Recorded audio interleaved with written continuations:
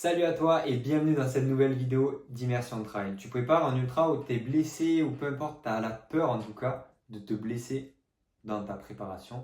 Aujourd'hui, je vais te parler des 4 choses qui peuvent déclencher une blessure.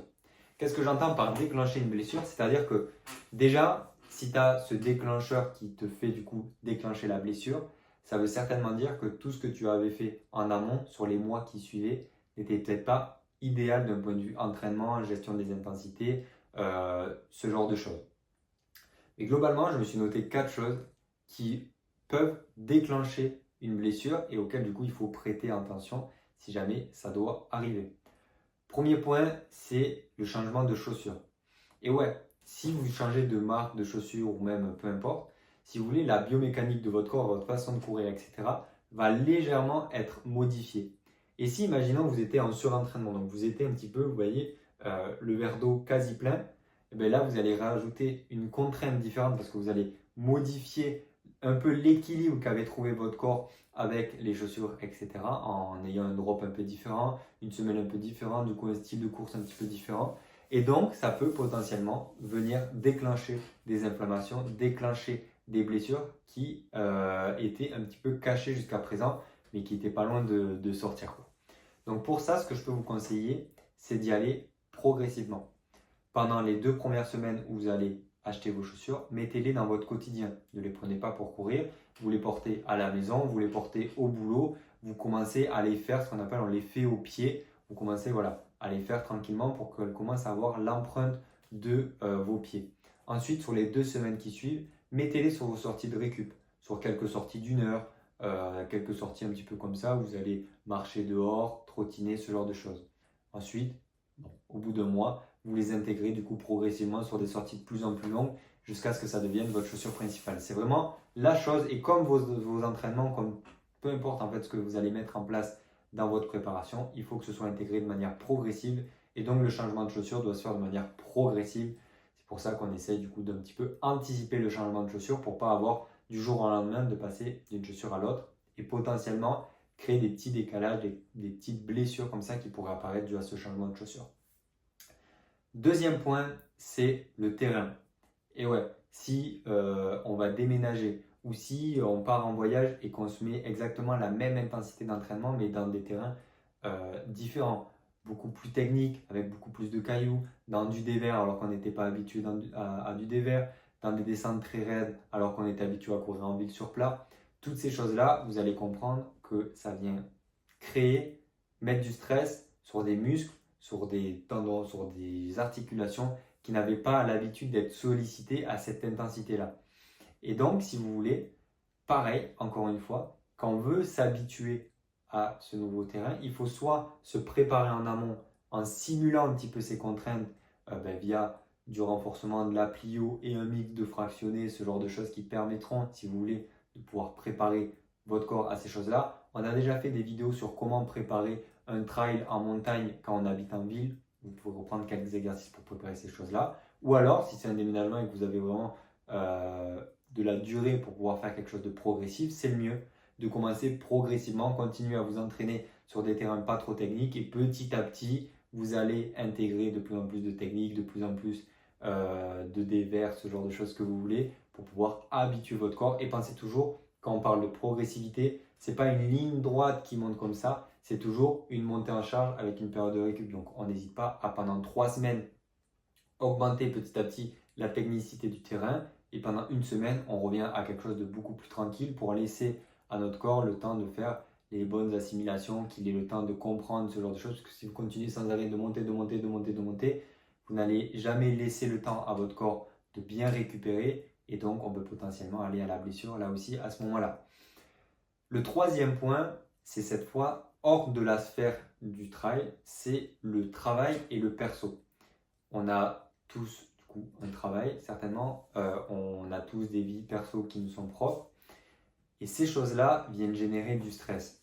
Et finalement, qu'est-ce que c'est une préparation pour un trail? C'est venir mettre du stress, mettre de la contrainte sur notre corps. Différentes parties, différentes choses, mais c'est mettre du stress de cette façon pour faire en sorte derrière qu'il puisse récupérer, être prêt à gérer ce stress, etc., etc.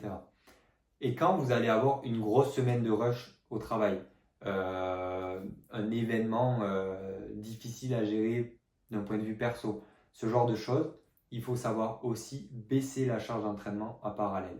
Pourquoi? Parce que si vous avez votre charge d'entraînement qui est là, habituellement votre charge de travail et de perso qui est là, et que d'un coup le perso et le pro augmentent, mais que lui ne baisse pas, et bien du coup vous allez comprendre que votre équilibre n'est plus bon parce que le cumul des deux est ici au lieu d'être ici par exemple.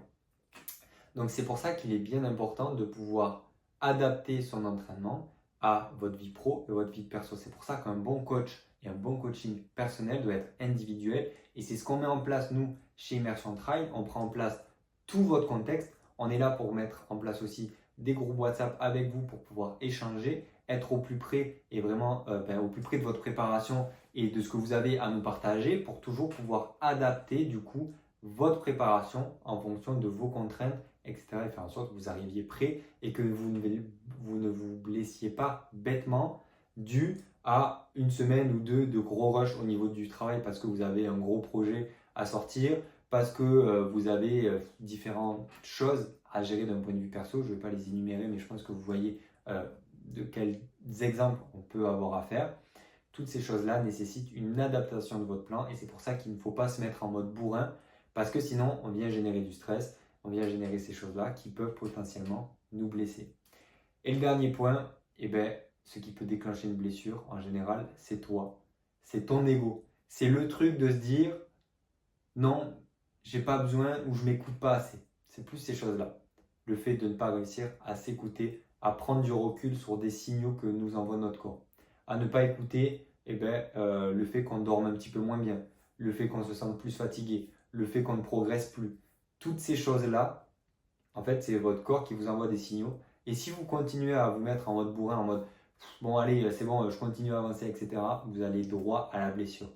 Donc, mettez votre ego de côté, écoutez-vous un petit peu plus parce que savoir s'écouter, savoir s'adapter, c'est ce qui fera la réussite sur vos prochains ultras. Et donc, c'est vraiment la clé pour pouvoir finir et réussir à être plus lucide, plus fort et mieux vous adapter sur vos prochains objectifs. Donc, réussissez à écouter les signaux que votre corps vous envoie.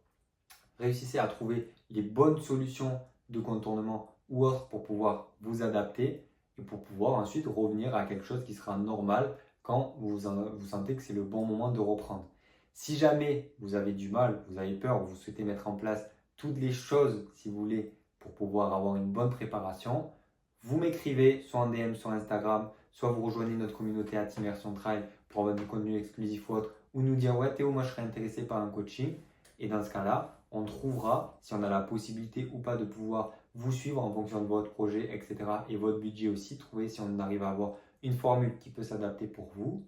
Et puis, en fonction, on vous amènera avec grand plaisir vers la réalisation de vos objectifs, court, moyen ou long terme. On accompagne vraiment en fonction de chacun là-dessus. Et donc, en tout cas, nous, à chaque fois, c'est des belles histoires qu'on a, des beaux projets et tout. Et donc, ça nous fait vraiment plaisir d'un point de vue humain, surtout de pouvoir partager ces choses-là avec vous.